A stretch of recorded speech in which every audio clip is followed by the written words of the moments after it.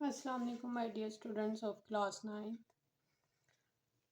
आप देख रहे हैं मेरा चैनल मैथ्स बाय रुबीना और हम सॉल्व करने जा रहे हैं रिव्यू एक्सरसाइज 3 का क्वेश्चन नंबर 7। तो ये हमारी एक्सरसाइज का जो है हमारी वीडियो का पार्ट बी है।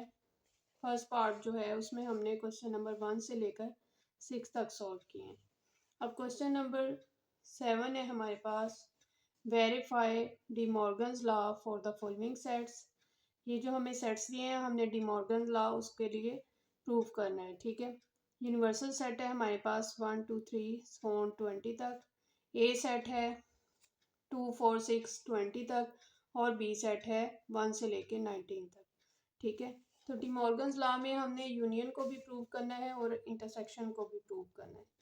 तो डी मॉर्गन लॉ है क्या हमारे पास, हम पहले पढ़ चुके हैं प्रीवियस एक्सरसाइजेज में। हमारे पास होता है A union B complement is equal to A complement intersection B complement, और जो इंटरसेक्शन का डी मॉर्गन लॉ होता है उसमें ए इंटरसेक्शन बी होल का complement is equal to A complement union B complement होता है। ठीक है, अगर इधर यूनियन है तो इधर इंटरसेक्शन होगा, इधर इंटरसेक्शन है तो इधर यूनियन होगा। अब इसको हम प्रूव कर लेते हैं, लेफ्ट हैंड साइड और राइट हैंड साइड लेकर जो हमारे पास सेट्स हैं उसके अकॉर्डिंग प्रूव कर लेते हैं। ठीक है, तो हमारे पास ए यूनियन बी कंप्लीमेंट सबसे पहले प्रूव करना है, तो उसके लिए ए यूनियन बी ले लेंगे। ए यूनियन बी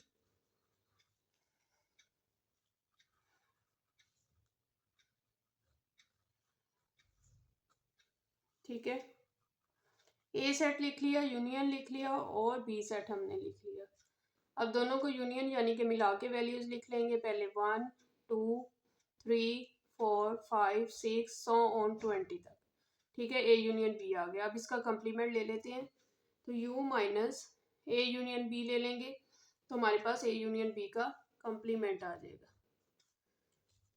तो सबसे पहले हमने यूनिवर्सल सेट लिख लेना है, फिर माइनस कर देना है इसके आंसर से ए यूनियन बी के। तो जब माइनस करेंगे, अब ये देखें हमारे पास 1 2 3 100 ऑन 20 तक है और ये भी 1 2 3 100 ऑन 20 तक है। तो जब सारे ही एलिमेंट्स हमारे कट हो जाएंगे तो हमारे पास कोई एलिमेंट नहीं बचेगा, तो हमारे पास एम्प्टी सेट आ जाएगा। राइट हैंड साइड पे, लेफ्ट हैंड साइड पे एम्प्टी सेट आ जाएगा। अब राइट हैंड साइड सॉल्व कर लेते हैं, उसमें हमने लेना है ए कंप्लीमेंट और बी कंप्लीमेंट, फिर इन दोनों का इंटरसेक्शन ले लेंगे। ए कंप्लीमेंट के लिए है यूनिवर्सल सेट माइनस ए, तो यूनिवर्सल सेट लिख के माइनस ए सेट हमने लिख दिया, यानी कि ए सेट के एलिमेंट इसमें से माइनस कर देंगे, तो हमारे पास जो एलिमेंट्स बच जाएंगे वो होंगे 1 3 5 7 9 11 13 15 17 एंड 19, क्योंकि 20 से कैंसिल हो गया तो 20 से पहले क्या आ रहा था 19, तो वो लिख दिया। अब बी कंप्लीमेंट लेना है, यूनिवर्सल सेट माइनस बी कर लिया हमने, तो बी के सारे एलिमेंट्स हमने कट कर दिए इसमें से, तो हमारे पास 2 4 6 8 और जैसे यहाँ पे 1 है 1 कैंसिल हो गया, उसके बाद 3 कैंसिल हो गया तो 2 रह गया, तो 2 हमने यहाँ लिख दिया। उसके बाद 5 यहाँ से कैंसिल हो गया, 3 के बाद 5 तो सेंटर में क्या था 4 हमने लिख दिया। तो इस तरह करते हुए हमारे पास ये सेट आ गया। अब इस ए कंप्लीमेंट और बी का दोनों का इंटरसेक्शन ले लेते हैं। इंटरसेक्शन लेंगे तो अब देखते हैं कि इसमें क्या चीज़ कॉमन है। यहाँ है 1 3 5 100 19 तक और यहाँ पे है 2 4 6 100 20 तक, यानी यहाँ पे ऑड नंबर्स हैं, यहाँ पे इवन नंबर्स हैं। तो दोनों का इंटरसेक्शन यानी कि कुछ भी कॉमन नहीं आएगा हमारे पास, तो हमारा आंसर आ जाएगा एम्प्टी सेट। तो लेफ्ट हैंड साइड और राइट हैंड साइड इक्वल आ गई, तो हमारा प्रूव हो गया De Morgan law of union. अब De Morgan law of intersection हमने प्रूव करना है, A intersection B whole complement is equal to A complement union B complement. इसी तरह हमने सेम इसमें वैल्यूज पुट करके इसको सॉल्व करते जाना है। ठीक है, तो हमारा जो है ए इंटरसेक्शन बी का कंप्लीमेंट का आंसर आ गया ये। ठीक है, हमारे पास आ गया 1 2 3 4 100 ऑन 20 तक। अब हम इसकी राइट हैंड साइड सॉल्व कर लेते हैं, उसमें ए कंप्लीमेंट यूनियन बी कंप्लीमेंट है, तो पहले ए कंप्लीमेंट लेंगे फिर बी कंप्लीमेंट और फिर उन दोनों का यूनियन ले लेते हैं।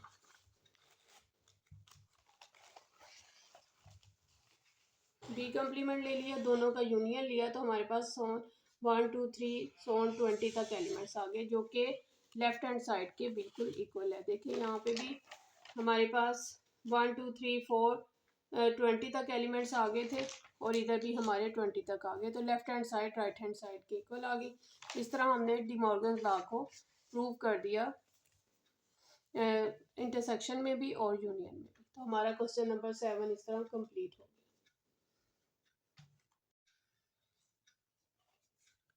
अब हम सॉल्व करते हैं क्वेश्चन नंबर 8। क्वेश्चन नंबर 8 है हमारे पास, consider the set P is equal to x such that x is equal to 5m, यानी कि m जो है 5m क्या है हमारे पास, मल्टीपल्स ऑफ 5 है, और m belongs to natural numbers. ये 1 से स्टार्ट होंगे हमारे नेचुरल नंबर्स, और 5 का मल्टीपल्स हो जाएगा, यानी कि 5 1 5 5 2 10 5 3 15 एंड सो ऑन। लिमिट उन्होंने हमें नहीं बताई कि कहाँ तक है, तो हम इसको अनलिमिटेड सो ऑन कर देंगे। इसी तरह क्यू सेट है हमारे पास, x such that x is equal to 2m and m belongs to natural number. 2m है यानी कि मल्टीपल्स ऑफ 2 है हमारे पास, तो और नेचुरल नंबर से बिलोंग करते हैं। फाइंड p इंटरसेक्शन q, तो हमने q सेट और p का इंटरसेक्शन ले लेना है। तो सबसे पहले इसको सिंपल फॉर्म में टेबुलर फॉर्म में हम लिख लेंगे। तो हमारे पास 5 के मल्टीपल्स हैं, तो 5 10 15 एंड सो ऑन हम कर देंगे, 30 तक लिख के आगे सो ऑन कर देंगे। इसके बाद क्यू सेट है, मल्टीपल्स ऑफ 2 लिख लेंगे हम, तो 2 4 6 8 10 12 14 एंड सो ऑन आ जाएगा। अब दोनों का हमने इंटरसेक्शन ले लेना है। इंटरसेक्शन के लिए पहले P के एलिमेंट्स लिख लिए, फिर इंटरसेक्शन Q के लिख लिए। अब देखते हैं कि इसमें क्या कॉमन है।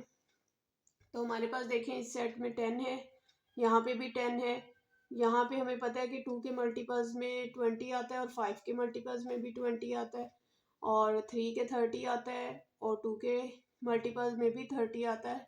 तो 10 20 30 40 50 60 एंड सो ऑन, तो ये हमारे जो है P इंटरसेक्शन Q आ जाएगा। ठीक है, तो इस तरह क्वेश्चन नंबर 8 हमारा कंप्लीट हो गया। क्वेश्चन नंबर 9 है हमारे पास, from suitable properties of union and intersection deduce the following results.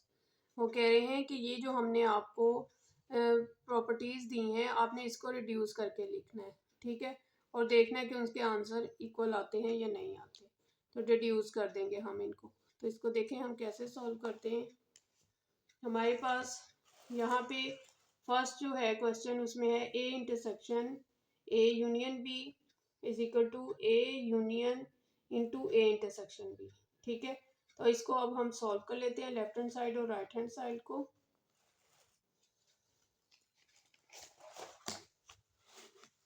Left hand side है हमारे पास A intersection A union B. अब हमें पता है कि जब हम ए यूनियन बी लेते हैं, यानी दोनों को मिलाकर लिखते हैं, तो हमारे पास जो एलिमेंट्स आ जाते हैं वो ए के भी होते हैं और बी के भी। ठीक है, तमाम एलिमेंट्स आ जाते हैं।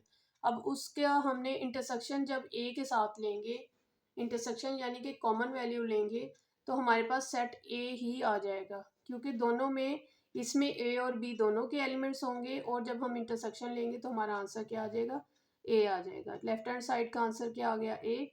हमने इसको रिड्यूस कर दिया वैल्यू को। अब राइट हैंड साइड सॉल्व करेंगे, उसमें है A union into A intersection B. अब जब हम ए इंटरसेक्शन बी का लेते हैं, इंटरसेक्शन लेते हैं कॉमन, तो हमारे पास क्या आता है, जब हम कॉमन लेंगे कुछ वैल्यूज आ जाएंगी हमारे पास। ठीक है, और उसका जब हम यूनियन लेंगे ए सेट के साथ, तो हमारे पास आंसर क्या आ जाएगा, ए सेट ही आ जाएगा। ठीक है, तो दोनों का आंसर क्या आ गया, ए। तो इस तरह left hand side right hand side की इक्वल आ गई। अब नेक्स्ट हमारा जो सेकंड पार्ट है वो भी इसी तरह ही है। लेफ्ट हैंड साइड है A union A intersection B, दोनों का हमने कॉमन लिया, ए आएगा, उसका ए के साथ ही यूनियन लेंगे तो ए के ही एलिमेंट्स आ जाएंगे। इसी तरह राइट हैंड साइड है ए यूनियन बी लेंगे, दोनों को मिला के लिख देंगे, फिर इंटरसेक्शन ए के साथ लेंगे तो आंसर ए ही आ जाएगा। ठीक है, तो left hand side right hand side के इक्वल आ गई। तो ये बहुत ही ईजी क्वेश्चन था, जिसमें हमने वैल्यूज़ को रिड्यूस करके लिखना था। तो इस तरह हमारा क्वेश्चन नंबर 9 भी कंप्लीट हो गया। क्वेश्चन नंबर 10 सोल्व कर लेते हैं। अब हमारे पास क्वेश्चन 10 है, if g of x is equal to 7x minus 2 and s of x is equal to 8x square minus 3। अब हमें एक लीनियर इक्वेशन और एक क्वाड्रेटिक इक्वेशन दे दी है और कहा है कि फाइंड करें। ये सारी चीज़ें आपने फाइंड आउट करनी है, यानी कि g ऑफ 0 फाइंड आउट करना है, g ऑफ -1, g ऑफ -5/3। तो अब ये g की जो वैल्यूज़ है इसको हम इस इक्वेशन में पुट कर देंगे और आंसर निकालेंगे। और जो एस के हमें एस ऑफ एक्स दिया है वो उसमें एस वाली इक्वेशन में यानी कि क्वाड्रेटिक इक्वेशन में हम वैल्यूज पुट करके इक्वेशन को सॉल्व कर लेंगे। ठीक है, तो फर्स्ट पार्ट सॉल्व कर लेते हैं। फर्स्ट पार्ट है हमारे पास जी ऑफ ज़ीरो, यानी कि हमारे पास एक्स की जगह पे इक्वेशन में हमने ज़ीरो पुट कर देना है। ठीक है, तो ये हमारे पास गिवन इक्वेशन है 7x minus 2। Putting the values of x, x की वैल्यू पुट कर देंगे, जहाँ जहाँ एक्स है वहाँ हम ज़ीरो पुट कर देंगे। ठीक है, यहाँ पे एक्स की जगह ज़ीरो आ गया, 7x था तो एक्स की जगह ज़ीरो माइनस 2, 7 ज़ीरो ज़ार ज़ीरो माइनस 2, तो हमारे पास आंसर क्या आ जाएगा -2। यानी कि इस लाइन पे जब हम हमारे पास x ज़ीरो होगा तो क्या हो जाएगी, वैल्यू -2 हो जाएगी। इसी तरह g ऑफ -1 है, x की जगह पे हम -1 पुट कर देंगे g ऑफ x में, तो यहाँ पे g ऑफ -1 7 -1 पुट किया तो हमारे पास ये आ जाएगा -7 -2, तो -7 -2 क्या आ जाएगा -9। तो हमारा इस पार्ट का आंसर आ गया -9। फिर जी ऑफ -5/3 है, अब हमने -5/3 पुट कर देना है इस इक्वेशन में। तो -5/3 और यहाँ पे 7, एक्स की जगह पे -5/3 पुट किया -2। अब इस 7 को 5 से मल्टीप्लाई कर देंगे 35/3 -2।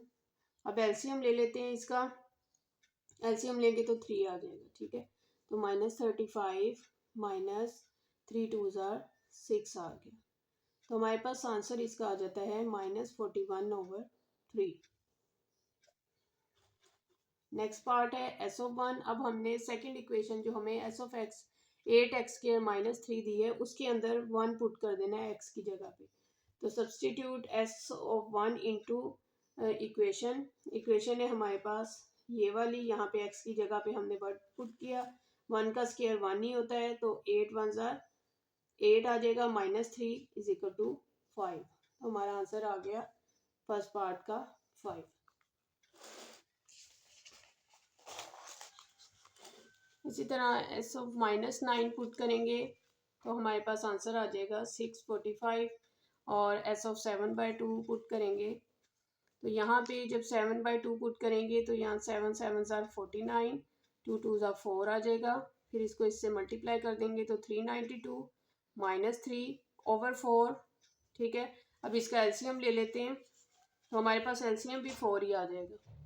ठीक है, 4 जब एलसीएम आ जाएगा तो 392 और 4 3 ज़ार 12 आ गया। अब माइनस किया तो हमारे पास 380/4 आ गया, जिसको हमने कैंसिल किया जब 2 के टेबल पे तो हमारे पास आंसर आ गया 95। ठीक है, तो इस पार्ट का आंसर हमारे पास 95 आ गया। तो इस तरह हमारा जो है क्वेश्चन नंबर 10 भी कंप्लीट हो गया। क्वेश्चन नंबर 11 है हमारे पास, given that f of x is equal to f of x is equal to ax plus b where a and b are constant numbers। constant numbers हैं, ये हमें f of x की equation दे दी है linear equation, और हमें दो उन्होंने चीज़ें बता दी हैं कि f of -2 is equal to 3 आया है हमारे पास कि अगर हम -2 पुट करेंगे तो 3 के इक्वल रखेंगे, और f of 4 is equal to 10, यानी कि जब हम x की वैल्यू 4 पुट करेंगे तो आंसर हमारा 10 आएगा, 10 के इक्वल आएगा। Then find the values of a and b। तो फिर हमने a और b की वैल्यूज़ फाइंड आउट करनी है। तो हम पहले इक्वेशंस के अंदर -2 और 4 पुट करके इक्वेशंस बना लेंगे। ठीक है, देखें ये हमारे पास गिवन वैल्यूज़ हैं, एफ ऑफ एक्स है, एफ ऑफ -2 है, एफ ऑफ 4 है। अब हमने क्या करना है, ए और बी की वैल्यूज़ फाइंड आउट करने के लिए सबसे पहले f of -2 is equal to 3 जो है ये इसको पुट कर देंगे एफ ऑफ एक्स में, यानी कि हम एक्स की जगह पे यहाँ पे इस इक्वेशन में x की जगह पर हमने -2 पुट कर देना है और उसको इक्वल रख देना है 3 के। तो f of -2 is equal to 3, ठीक है, यही हमें गिवन है ना, f of -2 is equal to 3। तो हम लिखेंगे f ऑफ -2 का आंसर क्या आया था हमारे पास 3, और इक्वेशन है a x प्लस बी, तो x की जगह पे -2 पुट कर देंगे, ठीक है। तो -2a plus b is equal to 3 हमारे पास आ गया, इसको हमने इक्वेशन 1 कह दिया। अब हमने सेकंड जो सिचुएशन उन्होंने दी है f of 4 is equal to 10, उसको पुट कर देंगे इन f ऑफ x में पुट करेंगे जब हम, तो हमने इसको रख देना है f of 4 is equal to 10, ठीक है, इसको 10 के इक्वल रख देंगे और हमारे पास इक्वेशन है x की जगह पे 4 और b वैसे ही आ जाएगा, तो हमारे पास आ जाएगा 4a plus b is equal to 10, यानी कि ये हमारे पास सेकंड इक्वेशन बन जाएगी। ये फर्स्ट इक्वेशन और ये सेकंड। अब हमने क्या करना है, यहाँ पे देखिए प्लस बी है, यहाँ भी प्लस बी है, तो हमने इसको सब्ट्रैक्ट कर देना है इक्वेशंस को, ताकि हमारे पास ए का आंसर आ जाए। जब ए का आ जाएगा तो उसको किसी भी इक्वेशन में पुट करके हम बी की वैल्यू फाइंड आउट कर लेंगे। तो हमने क्या करना है, सब्ट्रैक्ट इक्वेशन 1 फ्रॉम 2, तो हमने सब्ट्रैक्ट कर दिया, 3 माइनस 10 आ गया is equal to -2a plus b minus फिर 4a प्लस बी आ जाएगा, ये माइनस अंदर जाएगा तो ये प्लस बी भी माइनस बी हो जाएगा, ठीक है। इसको आप ऊपर नीचे रख के भी माइनस कर सकते हैं और इस तरह भी माइनस कर सकते हैं, ठीक है, सब्ट्रैक्ट कर सकते हैं वैल्यूज को। तो ये बी इस बी से कैंसिल हो गया और ये हमारे पास 6a आ जाएगा -6 से, और ये -7, तो इसका माइनस माइनस से कैंसिल हो जाएगा, a इज इक्वल टू, तो हमारा a क्या आ जाएगा, यहाँ पे आ जाएगा 7 इज इक्वल टू 6 से। अब हमें a की वैल्यू चाहिए तो 6 से डिवाइड कर देंगे इधर भी और इधर भी, तो ये कैंसिल हो गया, तो a की वैल्यू क्या आ गई हमारे पास 7/6। अब इसी वैल्यू को हम पुट कर देंगे किसी भी इक्वेशन में। Now put the value of a is equal to 7/6 in equation 1। Equation 1 में हमने जब वैल्यू पुट की तो हमारे पास ये वाली वैल्यू आ गई 3 + 14/6। अब इसका एलसीएम ले लिया तो हमारे पास आ गया 6 3 = 18 + 14 इज इक्वल टू b। अब इसको ऐड कर देंगे 32/6, तो b का आंसर हमारे पास आ जाएगा 16/3। तो हम यहाँ पे लिख देंगे a is equal to 7/6 and b is equal to 16/3। तो इस तरह जो है हमारा क्वेश्चन नंबर जो 11 है वो कंप्लीट हो गया और हमने a और b की वैल्यूज फाइंड आउट कर ली। अभी तक अगर आपने मेरे चैनल को सब्सक्राइब नहीं किया तो सब्सक्राइब कर लें, दोस्तों के साथ शेयर करें और वीडियो को लाइक कर दें।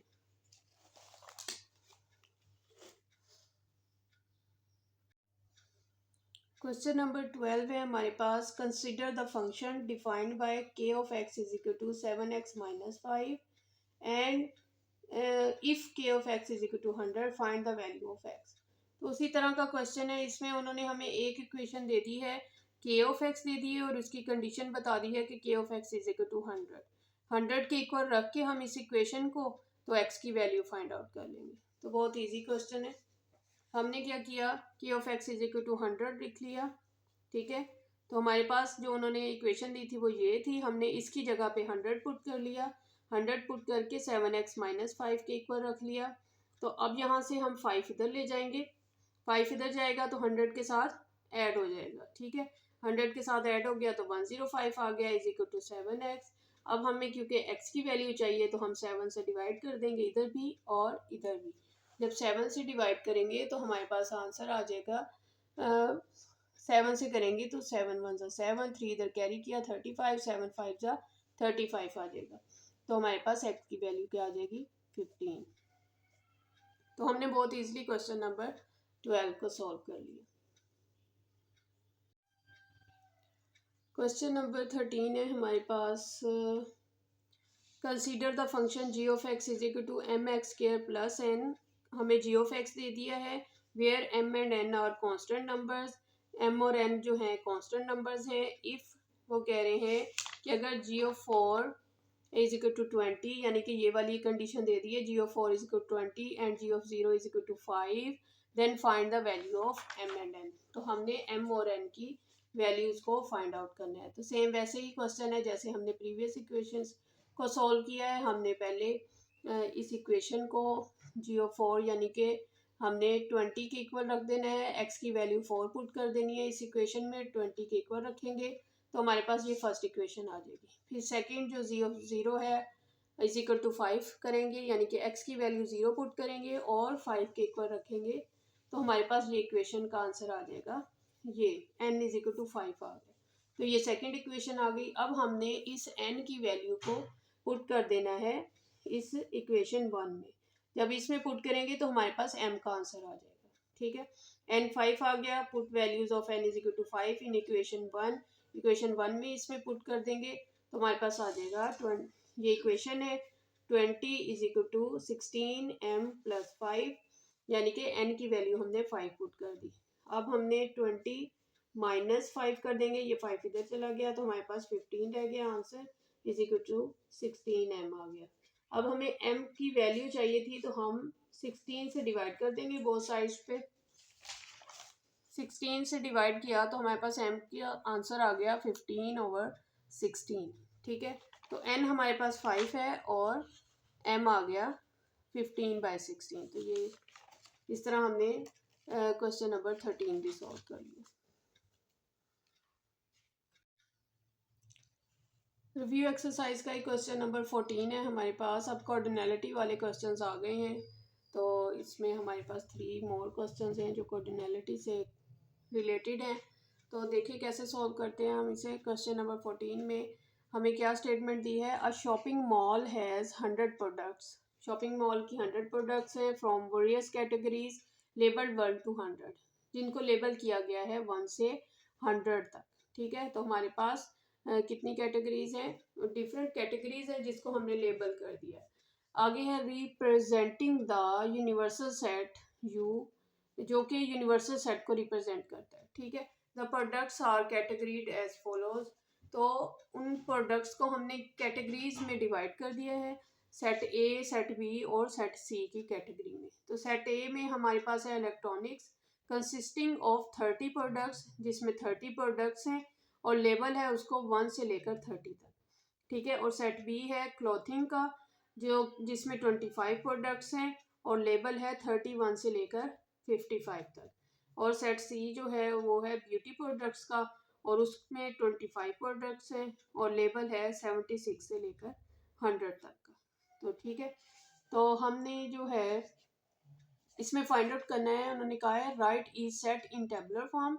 सबसे पहले आपने इनको टेबुलर फॉर्म में लिखना है and find the union of all 3 sets, और तीनों सेट्स का हमने यूनियन निकाल लेना।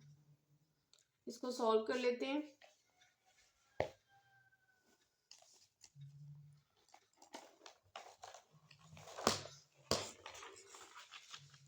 अब हमारे पास जो ए सेट है उसमें 1 से लेकर 30 तक के, ये देखिए क्वेश्चन में है, इलेक्ट्रॉनिक्स के हैं और प्रोडक्ट्स 30 हैं और 1 से 30 तक उसके जो है लेबल किया गया। तो ए सेट को हम ले लेंगे 1 2 3 so on 30 तक। इसी तरह फिर बी सेट है क्लोथिंग का, उसमें 25 प्रोडक्ट्स हैं और 31 से 31 32 33 so on 55 तक उसमें लेबल की गई हैं हमारे प्रोडक्ट्स। और जो सी सेट है उन्होंने दिया है उसमें ब्यूटी प्रोडक्ट्स हैं और वो 76 से लेकर 100 तक, 76 से लेकर 100 तक के लेबल किया गया। अब उनका क्वेश्चन था कि आपने सबसे पहले इनको टेबुलर फॉर्म में लिखना है, तो इस तरह लिख लेंगे, उसके बाद तीनों का यूनियन ले लेना है, यानी कि A union B union C आ जाएगा।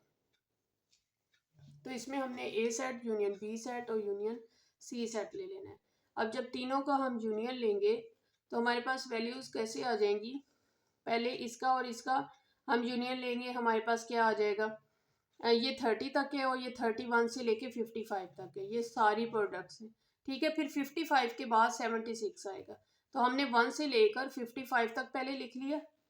ठीक है, उसके बाद अब इसका इसके साथ यूनियन ले लेंगे। अब 1 से लेकर 55 तक और फिर आगे 55 के बाद आप लिखेंगे 76 से लेकर 100 तक की हमारे पास लेबल्ड जो है प्रोडक्ट्स हैं। तो हमारा जो सेट आ जाएगा यूनियन, तीनों का यूनियन लेने से 1 2 3 सो ऑन 55 और 55 के बाद 76, 77 एंड सो ऑन 100 तक। तो ये हमारा तीनों सेट्स का यूनियन आ गया। तो इस तरह जो है हमारा क्वेश्चन नंबर 14 सॉल्व हो गया।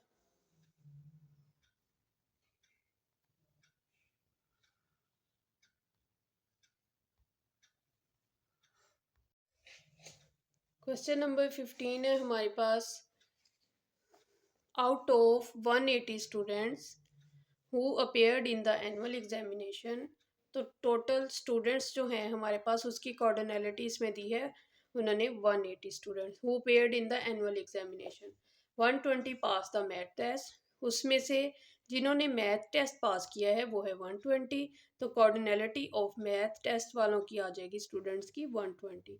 90 pass the science test, cardinality of science test आ जाएगी 90।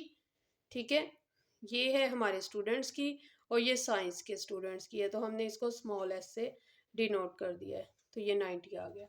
आगे है 60 pass both the math and science test, तो cardinality of math intersection S, यानी कि मैथ और साइंस की जो कॉर्डिनलिटी है जिन्होंने दोनों टेस्ट पास किए हैं वो है 60। ठीक है, अब हमारे पास उन्होंने सबसे पहले कहा है how many pass either the math और साइंस टेस्ट। अब हमने पता करना है कि मैथ या जो है उन्होंने साइंस का टेस्ट पास किया है, तो वो हमने मालूम करना है फर्स्ट पार्ट में। तो उसके लिए जो हमारा फार्मूला बन जाएगा, सबसे पहले वो देख लेते हैं। फार्मूला है हमारे पास इसके लिए, cardinality of M union S हमने फाइंड आउट करना है इस पार्ट के लिए। तो सबसे पहले cardinality of M plus S minus cardinality of M intersection S आ जाएगा। ठीक है, तो ये हमारा फार्मूला बन गया, इसमें हम वैल्यूज पुट कर देंगे। एम की कॉर्डिनलिटी 120, एस की 90, माइनस कर देंगे 60 से, तो 150 आ गया। तो cardinality of M union S के जिन्होंने हमारा साइंस और मैथ का टेस्ट जो है वो पास किया है, तो आइदर मैथ और साइंस टेस्ट पास किया है वो है 150, तो हम लिख देंगे सो 150 स्टूडेंट पास आइदर मैथ और साइंस टेस्ट। ठीक है, अब बी पार्ट में वो हमसे पूछ रहे हैं how many did not pass either of two sets, तो कितने ऐसे हैं जिन्होंने कोई भी टेस्ट, इन दोनों में से कोई भी टेस्ट पास नहीं किया। तो total number of students minus हम कर देंगे number of student pass either math और साइंस टेस्ट, जिन्होंने कोई एक टेस्ट पास किया है। ठीक है, मैथ और साइंस का, उसको टोटल नंबर में से माइनस कर देंगे, तो हमारे पास आ जाएगा 180 minus 150, 30 students. So 30 students did not pass either of two test. तो ये हमारा बी पार्ट इस तरह सॉल्व हो गया। अब सी पार्ट है how many pass the science test but not the math test, कितने स्टूडेंट ऐसे हैं जिन्होंने साइंस टेस्ट को पास किया है लेकिन मैथ टेस्ट में वो फेल हो गए हैं या पास नहीं किया।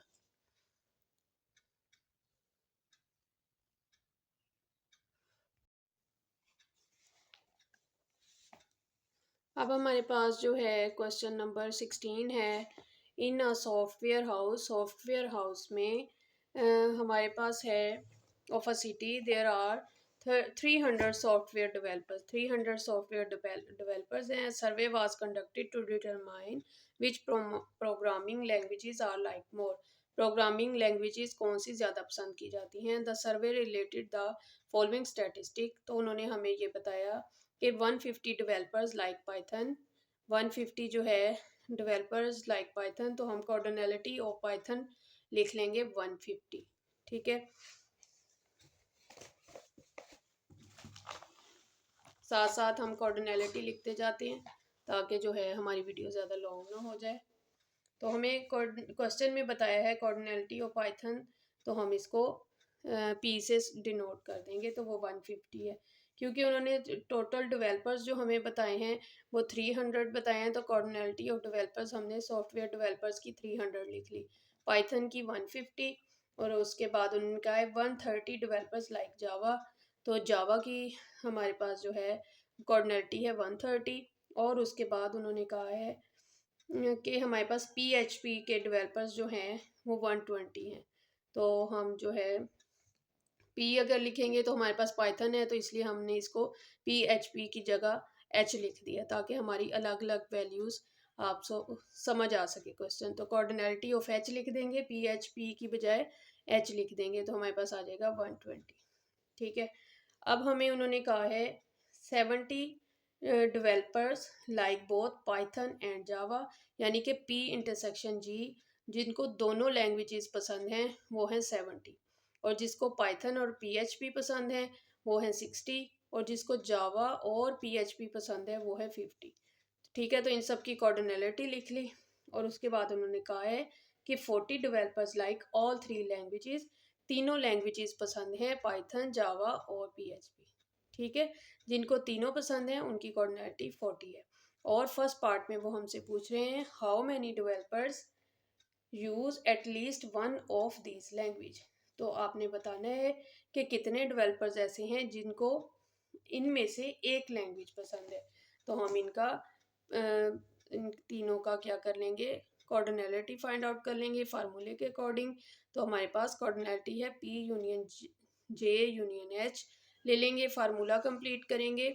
फार्मूला कंप्लीट करने के लिए सबसे पहले हम cardinality of P, cardinality of J, cardinality of H minus cardinality of P intersection G minus cardinality of P intersection H minus cardinality of J intersection H plus cardinality of P intersection J intersection H ले लेंगे। तो practice से आप ये पूरा formula लिख सकते हैं, पहली वैल्यू, दूसरी वैल्यू, फिर तीसरी वैल्यू की कॉर्डिनलिटी, फिर इन दोनों की, फिर इन दोनों की। ठीक है, तो फिर इन दोनों की, और फिर हमने माइनस प्लस कर देना है तीनों की कॉर्डिनलिटी ऑफ इंटरसेक्शन से। ठीक है, तो आप वैल्यूज़ पुट कर देंगे जो हमें क्वेश्चन में अकॉर्डिंग दी हुई हैं, वैल्यूज़ पुट कर देंगे तो हमारे पास कॉर्डिनलिटी आ जाएगी 170। ठीक है, सो 170 developer use at least one of this language. तो 170 ऐसे डेवलपर्स हैं जिनको एक लैंग्वेज पसंद है। अब सेकंड पार्ट है हमारा, इसी क्वेश्चन का सेकंड पार्ट है how many developer use only one of this language. तो कितने हैं, ये तो है ना कि 170 डेवलपर यूज एटलीस्ट वन, इसमें से कोई एक लैंग्वेज यूज करते हैं। तो how many developers only one of these language, तो कितने ऐसे हैं जो सिर्फ इसमें से एक लैंग्वेज यूज करते हैं। ठीक है, क्वेश्चन सॉल्व कर लेते हैं। Developers who use only Python, जो सिर्फ हमने सबसे पहले पाइथन वाले जो हैं वो निकाल लेंगे, फिर उसके बाद डेवलपर्स जो कि जावा सिर्फ पसंद करते हैं वो निकाल लेंगे, फिर हमने डेवलपर्स हु यूज़ PHP, ये सारे डेवलपर्स की कॉर्डिनलिटी निकाल के फिर हम जो है इसकी तो जमा कर देंगे इनको। जब जमा कर देंगे तो हमारे पास वो आ जाएंगे जो सिर्फ एक एक लैंग्वेज पसंद करते हैं। ठीक है, तो developers who use only Python, तो इसका फार्मूलाज आपको याद करने पड़ेंगे। तो हम सबसे पहले cardinality of P union J union H ले लेंगे। कॉर्डिनलिटी ऑफ P, अब जो है cardinality of P intersection J, P intersection H and plus कर देंगे cardinality of P intersection J intersection H के साथ। ठीक है, तो हमने वो जो हैं सेट्स ले लेने हैं जिसमें हमारे पास P है। तो क्योंकि हम पाइथन वाले पहले निकाल रहे हैं, वो डेवलपर्स जिनको पाइथन पसंद है, तो हम वो निकाल रहे हैं, तो हम जिस जिसकी कोऑर्डिनेटी पाइथन के साथ है हम वो लिख देंगे वैल्यूज़। ठीक है, तो हमारे पास पाइथन है 150, फिर ये इसका -70 -60 +40, जब हम इनको कैलकुलेटर पे सॉल्व करेंगे तो 60 आ जाएगा। यानी कि हमारे पास 60 ऐसे पीपल्स हैं, ऐसे लोग हैं जो डेवलपर्स हैं जो कि सिर्फ जो है पाइथन पसंद करते हैं। अब डेवलपर्स हु यूज़ ओनली जावा, तो जावा वाले कौन से हैं, तो उनको भी इसी तरह जिसकी जावा के साथ कोऑर्डिनलिटी है हमने उनको लिख लेना है। ठीक है, टोटल जावा की कोऑर्डिनलिटी पहले लिखेंगे, फिर माइनस करेंगे पाइथन और जावा, फिर माइनस करेंगे जावा एंड PHP, और प्लस कर देंगे वो जिनको पाइथन, जावा और PHP पसंद है। ठीक है, वैल्यूज़ पुट कर देंगे, हमारे पास आंसर आ जाएगा 50। तो 50 डेवलपर यूज़ ओनली जावा। फिर डेवलपर्स हु यूज़ PHP, तो लेंथी क्वेश्चन है हमारा, PHP वाले हम इसी तरह निकालेंगे तो वो आ जाएंगे 50। तो अब हमने तीनों लैंग्वेजेस, यानी कि वो वाले हमने डेवलपर्स निकाल लिए हैं जिनको एक एक लैंग्वेज पसंद है। अब हमने इन तीनों को ऐड कर देना है।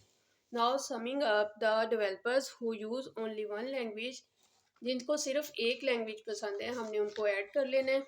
तो हमारे पास आ जाएगा 60 + 50 + 50, तो आंसर आ जाएगा 160। तो दोस 160 developers use only one language. तो इस तरह हमारे पास वो वाले डेवलपर्स आ गए जिनको एक एक लैंग्वेज पसंद है, तो वो हैं 160। ठीक है। अब हमारा पार्ट सी है, how many developers do not use any of these languages. तो कितने डेवलपर्स हैं जिनको इन तीनों में से कोई भी लैंग्वेज पसंद नहीं है। ठीक है, तो हम क्या करेंगे, developers who do not use any of the language, तो उसको टोटल में से माइनस कर देंगे। ठीक है, 300 हमारे पास आ गया था टोटल नंबर ऑफ डेवलपर्स है, और 170 हमारे पास ये वाले आ गए थे जिनको कोई एक लैंग्वेज पसंद है। ठीक है, आइदर ऑफ वन लैंग्वेज आ गया था, at least one of these language, तो 170 को माइनस कर देंगे तो हमारे पास आ जाएगा 130, यानी कि वो जिनको कोई लैंग्वेज हमें किसी ऐसे डेवलपर जिनको कोई भी लैंग्वेज पसंद नहीं है वो वाले आ जाएंगे, वो है 130। ठीक है, अब जो हमारे पास है आंसर है हाउ मैनी, नेक्स्ट जो पार्टी है वो है how many developers use only PHP. तो पीएचपी जो है वो फाइंड आउट करने के लिए हमने पहले से ही इस क्वेश्चन में पीएचपी की कोऑर्डिनलिटी निकाल ली है। जैसे उन्होंने कहा है the number of developers who use only PHP, वो 50 हैं, तो हमने यही वाला पार्ट यहाँ पे सोल्व कर देना है, सिर्फ जिनको पीएचपी पसंद है। ठीक है, तो हमने कोऑर्डिनलिटी तीनों की ले लेनी है, फिर पीएचपी की कोऑर्डिनलिटी ले लेनी है जिस जिसके साथ है, तो इस तरह हमारा जो आंसर आ जाएगा 50। तो ये हमारा इस तरह क्वेश्चन नंबर डी भी सॉल्व हो गया। तो हमारी exercise review exercise number 3 complete होगी। उम्मीद है आपको अच्छी तरह समझ में आ गई होगी। तो आप वीडियो को शेयर करें दोस्तों के साथ, और जो है एक प्यारा सा कमेंट करें, और मेरी चैनल को सब्सक्राइब करें। अल्लाह हाफिज़।